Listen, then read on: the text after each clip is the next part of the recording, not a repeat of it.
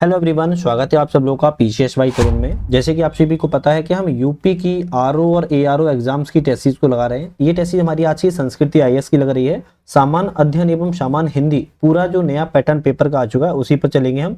आज का जो हमारा होगा सामान्य अध्ययन में पॉलिटी सेगमेंट की आज हम बात करेंगे, मतलब कि राज्य व्यवस्था के आज के हमारे क्वेश्चन होने वाले हैं। तो बहुत ही ज्यादा महत्वपूर्ण होने वाली वीडियो है। इससे पहले हम बहुत सारे एग्जाम्स की वीडियो ऑलरेडी बना चुके हैं। अगर आप लोगों ने अभी तक नहीं देखी है तो चैनल पे जाके देख लीजिएगा।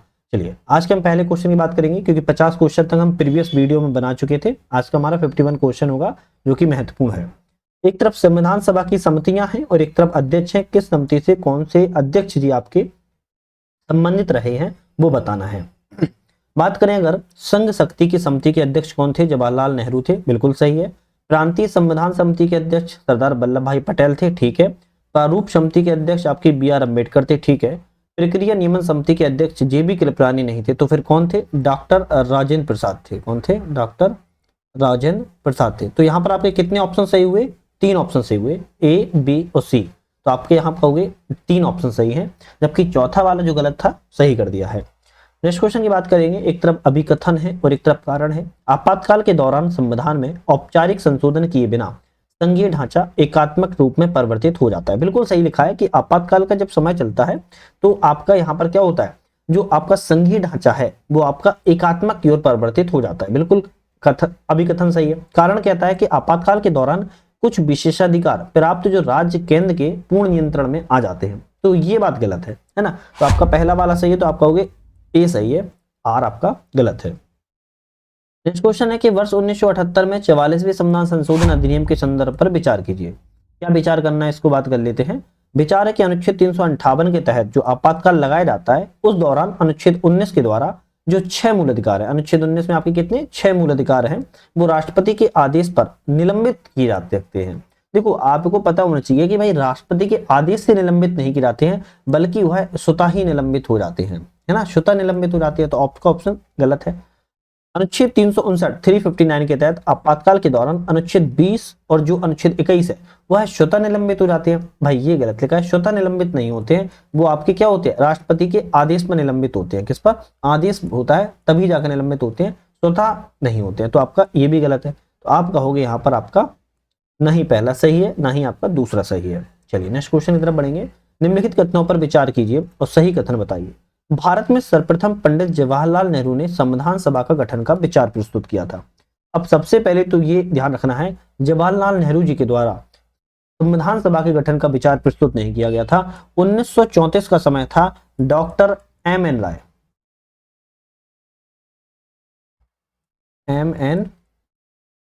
राय ने प्रस्तुत किया था। तो 1934 में एम.एन. राय के द्वारा संविधान सभा के गठन का प्रस्ताव किया गया था, विचार। तो आपका एक पहला तो गलत है।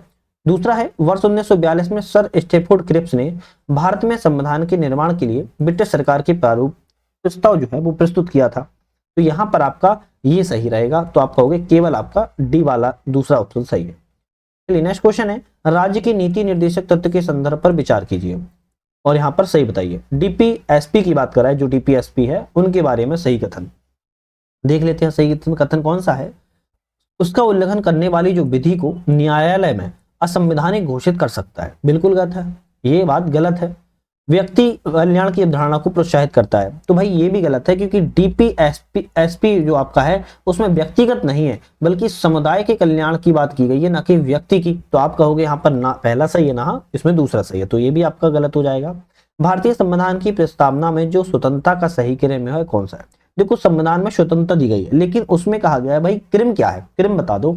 तो क्रम कहोगे सबसे पहले विचार है, फिर अभिव्यक्ति है, फिर विश्वास है, फिर धर्म है। तो आपका यही क्रम है, विचार, अभिव्यक्ति, विश्वास और धर्म। ठीक है, चलिए नेक्स्ट क्वेश्चन की तरफ बढ़ेंगे, लेकिन जल्दी से चैनल पे नए हो सब्सक्राइब लाइक शेयर कर लीजिएगा, है ना। मोटिवेशन मिलता है और ये मोटिवेशन आप लोग ही दे सकते हो, कोई बाहर से कोई इंसान नहीं देगा।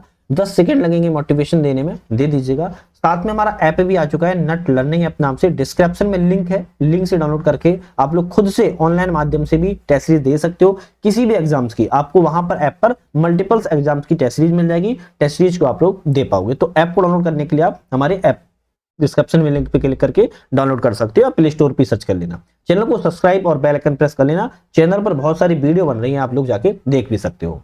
चलिए, एक तरफ सूची एक है, एक तरफ सूची दूसरी है, मतलब कि किस अनुच्छेद का संबंध किससे है, बात करते हैं और बताइए। उपाधियों का जो निषेध है वह आपके अनुच्छेद 18 में है। यहाँ पर आर्टिकल है, मैं लिखता जाता हूं, मिलाने में थोड़ा सा हो सकता है गलत हो जाए। उपाधियों का निषेध अनुच्छेद 18 में है। गिरफ्तारी एवं निरोध से संरक्षण की बात की जाए अनुच्छेद 22 में है। मानव के द्रव्य व्यापार पर प्रतिषेध आपका अनुच्छेद 23 में है। शिक्षा का अधिकार आपका 21A के तहत है। तो आपका ये ऑप्शन जो है सही मिलान है। अगर हम बात करें यहाँ पर जो मिले हुए हैं वो आपका ए ऑप्शन सही रहेगा। इस तरीके से मिले, ए का तीसरा, बी का चौथा, सी का पहला और डी का दूसरा। भारतीय संविधान में उल्लिखित आपातकालीन प्रावधान के संबंध में विचार कीजिए, इनमें से कौन सा कथन सही है। कहा जा रहा है कि भाई आपातकालीन प्रावधान इनमें से बताओ कौन सा सही है। भारतीय संघीय व्यवस्था में आपातकाल के दौरान राज्य विधानसभा की अवधि है बढ़ाई नहीं जा सकती है। देखो कितना, बिल्कुल अगर थोड़ा सा भी पढ़ा है दिमाग लगा दोगे, भाई संघीय व्यवस्था भारत की ऐसी है कि अगर आपातकाल लगता है तो विधानसभा हो या लोकसभा हो दोनों की अवधि बढ़ाई जाती है। तो आपका ऑप्शन पहला वाला गलत है। राष्ट्रीय आपातकाल के समय संसद को राष्ट्र सूची में जो वर्णित विषय होते हैं उन पर कानून बनाने का अधिकार नहीं है। तो आपको देखो ये भी आपको पता होगा, जब आपातकाल लग जाता है तो संसद जो होती है वो राष्ट्र सूची के विषय पर कानून बना सकती है। तो आपका ये भी गलत है। तो आपका ये रहेगा, ना पहला सही है ना ही दूसरा सही है। चलिए, एक तरफ सूची एक है, एक तरफ सूची दूसरी है, मिलान करना है किससे संबंधित है देख लेते हैं। यहाँ पर उच्चतम न्यायालय की गठन का प्रावधान अनुच्छेद 124 में है। न्यायाधीशों के वेतन आपका अनुच्छेद 125 में है। अभिलेखी न्यायालय के रूप में उच्चतम न्यायालय आपका अनुच्छेद 129 में है। अगर हम बात करें उच्चतम न्यायालय का मूल क्षेत्राधिकार अनुच्छेद 131 में है। तो आप कहोगे सभी मिले हैं सर, तो आप भी टिक लगा दोगे सी पर, 1 2 3 4। ठीक है, चलिए बात करेंगे तदर्थ न्यायाधीशों के बारे में। तदर्थ जो न्यायाधीश होते हैं वो आपके कथनों पर विचार कीजिए कौन सा कथन सही है। चलो, तदर्थ न्यायाधीशों के बारे में बात कर विचार करें। इसकी नियुक्ति मतलब तदर्थ न्यायाधीशों की नियुक्ति उच्च न्यायालय के मुख्य न्यायाधीश के परामर्श के बाद ही की जाती है। उच्च न्यायालय के मुख्य न्यायाधीश के बाद ही की जाती है। आपका सही है, हाँ बिल्कुल सही है। इस पद पर नियुक्त जो व्यक्ति होते हैं उनके पास उच्च न्यायालय के न्यायाधीश की अर्हता, एलिजिबिलिटी होनी चाहिए। तो आप यहाँ पर कहोगे भाई ये तो गलत है, ये चीज आपकी गलत है। तो यहाँ पर ऑप्शन कौन सा सही हो जाएगा आपका, यहाँ पर केवल आपका पहला वाला यहाँ पर ऑप्शन सही हो जाएगा, दूसरा वाला गलत है। ठीक है, चलिए बात करेंगे निम्नलिखित में से उच्चतम न्यायालय की आरंभिक अधिकारता में आते हैं। देखो सुप्रीम कोर्ट की, उच्चतम न्यायालय की बात कर रहा है, सुप्रीम कोर्ट की आरंभिक अधिकारता में कौन कौन आते हैं। आप यहां पर कहोगे भाई क्या कहोगे, आप कहोगे केंद्र एवं एक या एक से अधिक राज्यों के जो विवाद होता है वो आते हैं।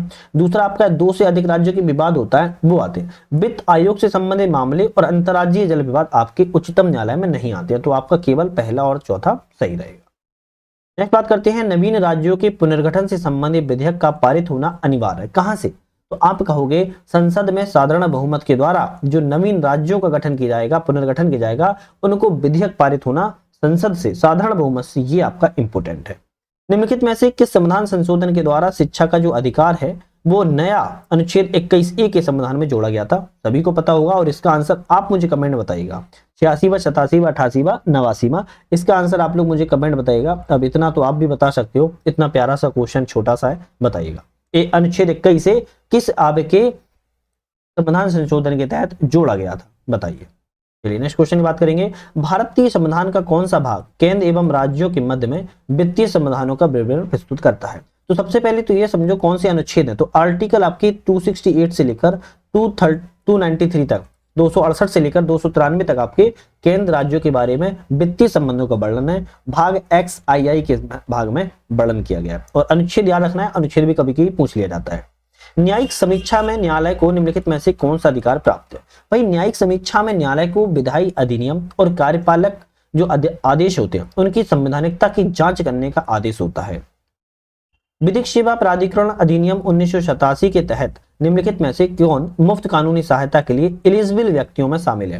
देखो आपका पता होना चाहिए नालसा के तहत, है ना, नालसा के तहत जो 1987 में बना था उसमें मुफ्त में कानूनी जो सहायता है वो किसको दी जाती है, अनुसूचित जाति और अनुसूचित जनजाति के सदस्यों को दी जाती है, महिलाओं और बच्चों को भी दी जाती है, औद्योगिक कामगार को भी दी जाती है, मानसिक रूप से बीमार या विकलांग व्यक्ति को भी दी जाती है। तो आप कहोगे यहाँ पर चारों सही हैं, तो डी पर टिक लगा दीजिएगा, है ना, डी पर टिक लगा दीजिएगा। चलिए बात करेंगे निम्नलिखित कथनों पर विचार कीजिए, इनमें से कौन सा कथन सही है। राज्य के नीति निर्देशक तत्व विधायिका के कृत्यों पर निर्बंधन लगाते हैं। देखो ये क्वेश्चन आपका अगर आपको याद हो यूपी पीसीएस में आ चुका है ना, आ चुका है, लेकिन पूरा नहीं आया था, ये पहला वाला पॉइंट आया था सीधा सीधा। तो आपका ये है गलत। निर्देशक तत्व देश में सामाजिक आर्थिक लोकतंत्र को स्थापित करते हैं। तो आप यहाँ पर कहोगे आपका केवल आपका दूसरा वाला सही है, आप केवल 2 पे टिक लगाएंगे। चलिए, निम्नलिखित में से सही कालक्रम में पहचान कीजिए, मतलब कि इनको एक कालक्रम में बताना है कौन सा इसमें पहले है, उसके बाद में कौन सा है। चलिए बात करते हैं। सबसे पहले राज्य पुनर्गठन अधिनियम बना था 1 नंबर पर, फिर उसके बाद बंबई पुनर्गठन सब हुआ 2 नंबर पर, उसके बाद हिमाचल प्रदेश का अधिनियम गठन हुआ 3 नंबर पर, और अंतिम में गोवा दमन दीप का पुनर्गठन हुआ 4 नंबर पर। 3 2 1 4, तो आप देखोगे सी वाला है 3 2 1 4 सही। ठीक है, चलिए निम्नलिखित कथनों पर विचार कीजिए और सही कथन का चयन कीजिए। देख लेते हैं विचार क्या करना है और सही कथन कौन सा है। वर्ष 1948 में संविधान सभा के द्वारा एस के धर के नेतृत्व में भाषाई राज्य आयोग का गठन किया गया था। तो बिल्कुल बात ठीक है, और 1948 का समय था और एस के धर जो सर थे उनके नेतृत्व में यहाँ पर भाषाई राज्य आयोग का गठन किया गया था। दूसरा कथन कहता है कि भाषाई राज्य आयोग की संस्तुति पर सर्वप्रथम भाषा के आधार पर आंध्र प्रदेश का गठन किया गया था। ये गलत हो जाएगा क्योंकि भाषाई आधार पर नहीं किया गया था गठन, राज्य पुनर्गठन आयोग की सिफारिश पर या संस्तुति पर आपका सर्वप्रथम भाषा के आधार पर आंध्र प्रदेश राज्य का गठन किया गया था। तो केवल आपका यहाँ पर ए वाला ऑप्शन सही रहेगा पहला, दूसरा गलत था जो कि बता दिया है। अभिकथन ए है और कारण है, देख लेते हैं कौन सा सही है। मौलिक अधिकार व्यक्ति के विकास के लिए आवश्यक है। बिल्कुल बात ठीक है, अगर मौलिक अधिकार है तो व्यक्ति का विकास स्वाभाविक तौर पर होगा। कारण बताया जा रहा है कि संसद इसके विरुद्ध में कानून नहीं बना सकती है। भाई ये भी बात ठीक है, नॉर्मल तौर पर अगर बात की जाए तो मौलिक अधिकार पर संसद जो है वो कानून नहीं बना सकती है, तो आपका ए ऑप्शन सही रहेगा। लेकिन व्याख्या की बात की जाए, व्याख्या नहीं करती क्योंकि कुछ रिस्ट्रिक्शंस के साथ यहाँ पर आपके कानून बनते भी हैं। चलिए नेक्स्ट क्वेश्चन की बात करेंगे। अभिकथन और कारण इसमें भी है। मनरेगा के तहत ग्रामीण परिवार में वयस्क के सदस्यों को 100 दिन तक रोजगार प्राप्त करने का अधिकार प्राप्त होता है, मतलब कि 1 साल में 100 दिन का रोजगार प्राप्त होता है जो ग्रामीण परिवार होते हैं उनको मनरेगा के तहत। आप कहोगे बिल्कुल बात सही है। कारण बताया जा रहा है कि रोजगार प्राप्त करने का जो अधिकार है भारतीय संविधान के अनुच्छेद 43 में नहीं, ये गलत हो जाएगा आपका। 43 में ऐसा कोई अधिकार नहीं दिया गया, बल्कि 41 में दिया गया है रोजगार, काम, शिक्षा, लोक सहायता पाने का। तो 41 में ये चीज कही गई है लेकिन ना कि 43 में। तो आपका ऑप्शन डी रहेगा, ए सही है आपका, आर आपका गलत है। चलिए नेक्स्ट क्वेश्चन है। अभिकथन और कारण है फिर से। भारतीय नागरिकों को मूल अधिकारों को सुनिश्चित करने में उच्च न्यायालय का न्यायिक क्षेत्र जो है वो सर्वोच्च न्यायालय से अधिक है। सीधी सी बात ये कही जा रही है कि नॉर्मल एक भाषा में समझे, सुप्रीम कोर्ट और हाई कोर्ट 2 कोर्ट है, आपको पता होगा, और दोनों प्रमुख कोर्ट है ना।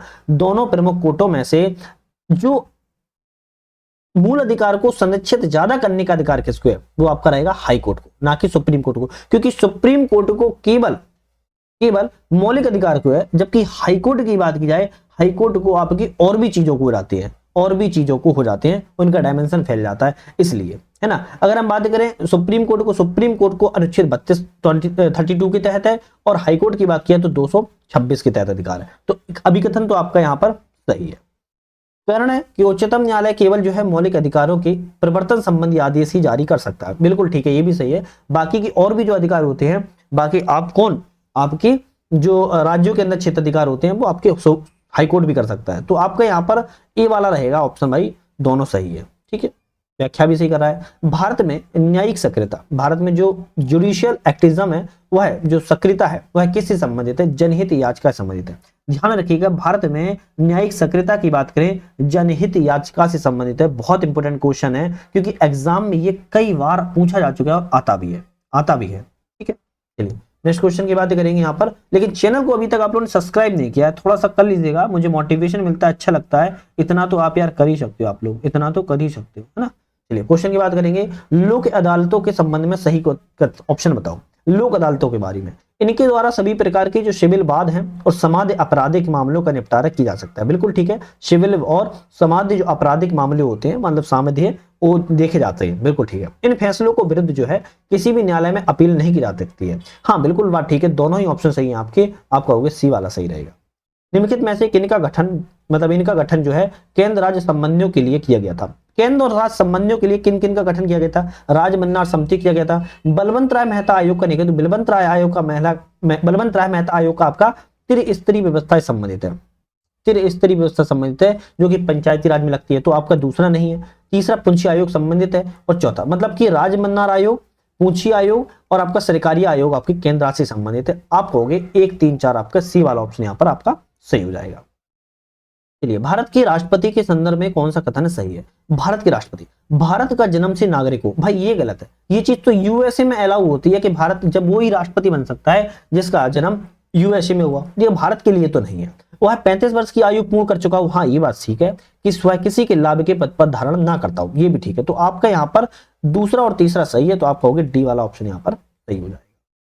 चलिए, नेक्स्ट क्वेश्चन है, भारत के निर्वाचन के संदर्भ में विचार कीजिए। राष्ट्रपति के निर्वाचन, सॉरी भारत के निर्वाचन नहीं, राष्ट्रपति के निर्वाचन के संबंध में विचार कीजिए। इनमें से ऑप्शन कौन कौन से हैं, कौन सा कथन सही है, ये बताना है। चलिए बात कर लेते हैं राष्ट्रपति के निर्वाचन संबंधित। जब कोई सभा विघटित हो गई हो तो उसके सदस्य राष्ट्रपति के निर्वाचन के लिए मतदान नहीं कर सकते। बिल्कुल बात ठीक है, जब वह विघटित हो गई है तो मतदान कर ही नहीं सक पाएंगे। राष्ट्रपति का चुनाव एकल संक्रमणी मत एवं गुप्त मतदान के द्वारा होता है, ये भी सही है। आप कहोगे दोनों सही है, तो आप यहाँ पर ए पे टिक लगा दीजिएगा। संयुक्त बैठक के संदर्भ में विचार कीजिए। ज्वाइंट सिटिंग जो होती है उसके बारे में विचार करना है, कौन सा कथन सही है? राष्ट्रपति के द्वारा आहूत की जाती है, बिल्कुल ठीक है। राष्ट्रपति सत्र को बुलाता है संयुक्त बैठक को, तो ये तो सही है। संसद के द्वारा आहूत की जाती है, गलत है। राज्यसभा के सदस्य आहूत करते, ये भी गलत। तो केवल एक सही है, आप कहोगे पहला वाला, सॉरी सी वाला ऑप्शन सही है, यहाँ पर केवल एक सही है। नेक्स्ट क्वेश्चन आता है, निम्नलिखित कथनों पर विचार कीजिए और इनमें से कौन सा कथन सही है बताइए। देख लेते हैं। यह आवश्यक नहीं कि नियुक्ति के समय प्रधानमंत्री जो है वो संसद के किसी सदन का सदस्य हो, बिल्कुल ठीक है। अगर मान लो अगर वह कोई भी प्रधानमंत्री बनता है तो आवश्यक नहीं है कि संसद का सदस्य होना चाहिए, क्योंकि 6 माह के भीतर वह सदस्य प्राप्त कर लेता है तो प्रधानमंत्री बना रहेगा, विश्वास प्राप्त करना पड़ेगा। और अगर 6 माह के बाद 6 माह तक अगर वो संसद की सदस्यता ग्रहण नहीं करता है तो उसकी सदस्यता को रद्द किया जाएगा। तो पहला ऑप्शन तो सही है। प्रधानमंत्री की नियुक्ति राष्ट्रपति करता है, बिल्कुल बात ठीक है, दोनों ही ऑप्शन सही है। तो आप कहोगे आप ए वाला सही रहेगा, 1 और 2 दोनों आपके सही है। महान्यायवादी की नियुक्ति करने का अधिकार राष्ट्रपति को कौन सा अधिकार है? देखो भाई, महान्यायवादी की नियुक्ति राष्ट्रपति करता है, बच्चे को पता है, थोड़ी सी भी तैयारी कर रहा है, लेकिन अधिकार कौन सा है? आप कहोगे कार्यकारी अधिकार है। कौन सा है? कार्यकारी अधिकार की श्रेणी में आता है महान्यायवादी की नियुक्ति राष्ट्रपति के द्वारा। निम्नलिखित में से कौन सा यहाँ पर अनुच्छेद सही है? देखो अनुच्छेद सही नहीं है ये पूछा है, तो चारों ऑप्शन में 3 सही है, 1 गलत है। कौन सा गलत है उसको देखते हैं। अनुच्छेद 53 में कहा गया संघ की कार्यपालिका शक्ति, बिल्कुल ठीक है। अनुच्छेद 54 में राष्ट्रपति के निर्वाचन, ये भी सही है। अनुच्छेद 55 में राष्ट्रपति के निर्वाचन की रीति, ये भी ठीक है। अनुच्छेद 56 में राष्ट्रपति निर्वाचन होने की अर्हता नहीं है, तो अनुच्छेद 56 में है क्या? आप कहोगे राष्ट्रपति की पदावधि। क्या है? राष्ट्रपति की पदावधि है। राष्ट्रपति जो होता है वो कितने साल तक रहेगा? 5 वर्ष तक रहता है अपने, है ना, पद ग्रहण से। तो आप कहोगे आर्टिकल जो 56 वाला गलत था, जो कि बता दिया है।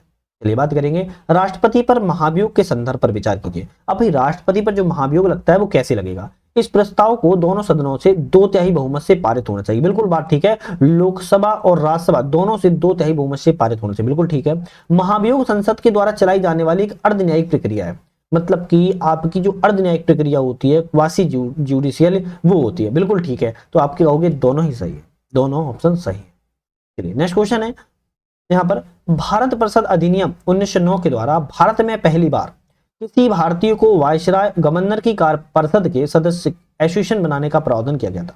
सीधी सी बात ये कही जा रही है कि भारतीय को वायसराय और गवर्नर की कार्यकारी जो परिषद थी उसमें एसोसिएशन बनने का जो प्रस्ताव है वो 1909 के भारत परिषद अधिनियम के तहत जोड़ा गया था, बिल्कुल बात ठीक है। सच्चिदानंद सिन्हा को वायसराय कार्यकारी परिषद का भारतीय विधि सदस्य बनाया गया था, गलत है, क्योंकि बनाया तो गया था, ये तो सही है, लेकिन किसको बनाया गया था? सच्चिदानंद सिन्हा को नहीं, सत्येंद्र सिन्हा को बनाया गया था, ना कि सचिन। तो केवल आपका यहाँ पर पहला वाला ऑप्शन सही रहेगा, दूसरा वाला आपका गलत है। चलिए नेक्स्ट क्वेश्चन है, प्राक्कलन समिति के संदर्भ पर विचार कीजिए, कौन सा कथन सही है? प्राक्कलन समिति, इस समिति की सदस्यों की संख्या 22 नहीं होती है, 30 होती है। सबसे बड़ी समिति प्राक्कलन समिति होती है। इनका कार्यकाल 5 वर्ष नहीं होता है, 1 वर्ष होता है। इस बजट में सम्मिलित प्राक्कलनों की जांच करती है, हाँ बिल्कुल ठीक बात है। तो आपका ऑप्शन केवल तीसरा सही है, बाकी 2 गलत थे, बता दिए। आप कहोगे सी वाला ऑप्शन। अविश्वास प्रस्ताव के संदर्भ पर विचार कीजिए। अविश्वास प्रस्ताव के संदर्भ विचार, ऐसे संविधान में उल्लेख नहीं किया गया है। देखते हैं ऑप्शन में कौन कौन से सही हैं, ठीक है। अविश्वास प्रस्ताव के बारे में कह रहा है इसका संविधान में उल्लेख नहीं किया, बिल्कुल बात सही है, इसका संविधान में उल्लेख नहीं किया गया है। इसे पेश करने के लिए लोकसभा में कम से कम 1/3 सदस्यों का अनुसमर्थन आवश्यक है। नहीं, गलत लिखा है। इसको पेश करने के लिए, अविश्वास प्रस्ताव को पेश करने के लिए कम से कम आपको 50 सदस्यों की आवश्यकता होती है।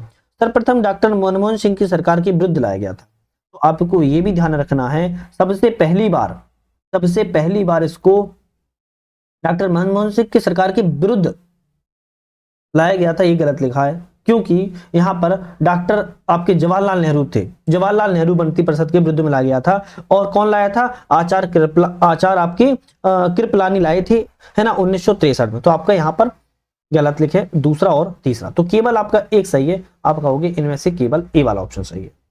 निम्नलिखित में से पिछड़ी जाति आयोग के पहले अध्यक्ष थे। भाई इनमें से पहले अध्यक्ष पिछड़ी जाति आयोग कौन थे? काका कालेलकर थे। कौन थे? काका कालेलकर थे। ठीक है। भारतीय संविधान के 73वें संविधान संशोधन के तहत विचार कीजिए। करते हैं विचार। पंचायती राज संस्थाओं को संवैधानिक दर्जा दिया गया है 73वें संविधान संशोधन के तहत। बिल्कुल बात ठीक है। पंचायती राज संस्थाओं में महिलाओं की जो 1/3 आरक्षण है वह प्रदान करता है। आप कहोगे हाँ बिल्कुल, बहुत सारे राज्यों ने तो 1/3 आरक्षण से भी ज्यादा दे दिया है। तो आप कहोगे दोनों सही हैं, ए पे टिक लगा दोगे। निम्नलिखित में से कौन पंचायतों की वित्तीय स्थिति की समीक्षा के लिए वित्त आयोग का गठन करता है? देखो पंचायतों की वित्तीय, अब सीधी सी बात है, पंचायतों की बात कर रहा है तो मतलब राज्यों में होगी, और राज्यों है तो यहाँ पर कौन आएगा? संबंधित राज्य की राज्यपाल आपके वित्त आयोग का क्या करते हैं? गठन करते हैं, है ना। तो आपकी सीधी सी बात है, बी वाला ऑप्शन सही हो जाएगा। राज्य निर्वाचन आयोग, अब देखो ये भी राज्य से संबंधित है। राज्य निर्वाचन आयोग के संदर्भ में कौन सा कथन सही है? पंचायतों और नगर पालिकाओं के चुनाव के लिए मतदान सूची तैयार करते हैं। बिल्कुल ठीक है। पंचायतों एवं नगरपालिकाओं के लिए निर्वाचन प्रक्रिया संपन्न करवाते हैं, ये भी सही है। तो आप कहोगे ए वाला ऑप्शन सही है, क्योंकि दोनों ऑप्शन आपके यहाँ पर सही है। पंचायती राज निम्नलिखित में से कौन सा प्रधान लक्ष्य है? देखो पंचायती राज का इनमें से जो आपका जो ऑब्जेक्टिव ऑफ पंचायती राज, मतलब कि यहाँ पर मेन लक्ष्य क्या है पंचायती राज का, इसकी बात कर रहा है। तो आप कहोगे लोकतांत्रिक विकेंद्रीकरण को सुनिश्चित करना आपका पंचायती राज का प्रमुख लक्ष्य है। चलिए अभ्यास कौन सा है? वायु शक्ति 2024 पर विचार कीजिए। अभ्यास वायु शक्ति 2024 के बारे में कहना है, यह राजस्थान में जैसलमेर के निकट पोखरण रेंज में इसको आयोजन किया गया था। बिल्कुल ठीक है। इस अभ्यास में स्वदेशी विमान कौन सा? तेजस ने भाग लिया था। आप कहोगे दोनों ऑप्शन आपके सही है। निम्नलिखित में से किस देश ने हाल ही में आइंस्टीन प्रोब उपग्रह प्रक्षेपित किया है? देखो आइंस्टीन प्रोब उपग्रह की बात कर रहा है, अपने किसके द्वारा आपको प्रक्षेपित किया गया है? आप कहोगे चीन के द्वारा। किसके? चीन के द्वारा। 16 फरवरी 2024 को भारत के प्रसिद्ध शेफ इम्तियाज कुरैशी का निधन हो गया। लखनऊ में जन्मे इम्तियाज कुरैशी को अवध व्यंजनी पुनरुद्धार का श्रेय प्राप्त है, और किस वर्ष इन्हें पद्मश्री से सम्मानित किया गया? तो वर्ष 2016 में इनको सम्मानित किया गया था। पद्मश्री थे, इनका नाम क्या है? इम्तियाज कुरैशी है। नॉर्मल याद कर लो, एग्जाम में आ सकता है। ठीक है। चलिए बात करेंगे नेक्स्ट क्वेश्चन की। हाल ही में निम्नलिखित में से कौन से मिशन के लिए लीफ इरेक्शन लूनर पुरस्कार से सम्मानित किया गया? लीफ इरेक्शन लूनर पुरस्कार सम्मानित किसको किया गया है? चंद्रयान 3 को किया गया है। ठीक है। चलिए सार्वजनिक परीक्षा अनुचित साधनों की रोकथाम विधेयक 2024। अब जो आपका एग्जाम्स होते हैं, उन एग्जामों में आपको पता होगा अनुचित प्रयोग होती है, नकल होती है ना, लीक पेपर होता है। तो इन सभी को रोकथाम के लिए विधेयक पेश किया गया 2024 में। इनमें से ऑप्शन कौन कौन सही है? सार्वजनिक परीक्षाओं से तात्पर्य संघ लोक सेवा आयोग, कर्मचारी चयन आयोग, रेलवे भर्ती बोर्ड, राष्ट्रीय एजेंसी, केंद्र सरकार के विभागों द्वारा आयोजित परीक्षाएं। बिल्कुल ठीक है, इसमें शामिल है। इसके शायद अपराध जो होते हैं वो संज्ञेय हैं, गैर जमानती हैं और गैर समन योग्य है। बिल्कुल ठीक है, क्योंकि कड़ी सजा का प्रावधान है। आपके दोनों ऑप्शन इसमें आपके सही है। Under water photographer of the year 2024 का पुरस्कार विजेता एलेक्स डॉनसन किस देश से संबंधित है? तो भैया ये स्वीडन संबंधित है। अंडर वाटर मतलब पानी के अंदर के फोटोग्राफरी के लिए फोटोग्राफर ऑफ द ईयर 2024 का सम्मान मिला हुआ है। नाम एलेक्स डॉनसन है और स्वीडन देश के निवासी है। हाल ही में किस देश ने अंतर महाद्वीपीय बैलिस्टिक मिसाइल हवासोंग 18 का सफलतापूर्वक प्रक्षेपण किया? देखो बहुत सारे माइंड हो गए तो चाइना हुआ, चाइना नहीं है बल्कि उत्तर कोरिया ने हवासोंग 18 का सफलतापूर्वक लॉन्च किया है। अंतर ballistic international ballistic missile Hwasong 18 है। किस राज्य ने खेलो इंडिया यूथ गेम्स 2024 में टॉप हासिल किया हुआ है? तो आप कहोगे महाराष्ट्र राज्य ने टॉप हासिल प्राप्त किया है। हाल ही में चर्चा में रहा मैथोट्रेक्सिस MTX जैसो औषधि है, इसका संबंध किस रोग से है? देखो भाई ये बहुत इंपॉर्टेंट है। मैथोट्रेक्सेट जो औषधि है उसका संबंध कैंसर से है। किस चीज से? कैंसर से संबंध है इसका। चलिए बात करते हैं थैयम। थैयम निम्नलिखित में से कौन सा कथन सही है? देखो थैयम के बारे में कह रहा है, बताओ कौन सा कथन सही है। थैयम नृत्य, इसमें मुक्ता नृत्य, प्रहसन और संगीत शामिल होता है। बिल्कुल ठीक है।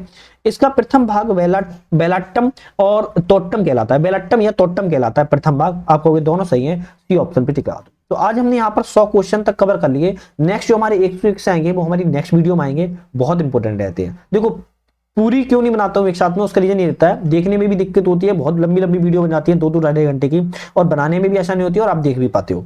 तो और क्या रहता है कि आप लोग मोटिवेट भी रहते हो भाई, एक साथ लंबी वीडियो देख लो, क्वेश्चन भूल गए, क्योंकि अभी टाइम पेपर में काफी है इसलिए। बाकी पेपर जब आएगा तो हम पूरे पूरे अपने 200 क्वेश्चन की वीडियो बनाएंगे, मैराथन लगाएंगे, करंट अफेयर मैराथन बनाएंगे। तो ये आपके लिए बहुत इंपॉर्टेंट चैनल होने वाला है। चैनल को सब्सक्राइब लाइक शेयर कर लीजिएगा, वीडियो आए नोटिफिकेशन मिल सके, बेल आइकन प्रेस कर लेना है। ऐप आ चुका है, ऐप को भी डाउनलोड कर लेना है। ऐप पर आप लोग मल्टीपल एग्जाम्स की टेस्ट वगैरह लगा सकते हो। बाकी सोशल साइट वगैरह ज्वाइन कर लेना, पीडीएफ मिल जाती है टेलीग्राम चैनल पर। तो आज यहीं पर समाप्त करते हैं वीडियो पर बने रहने का आप सभी का धन्यवाद।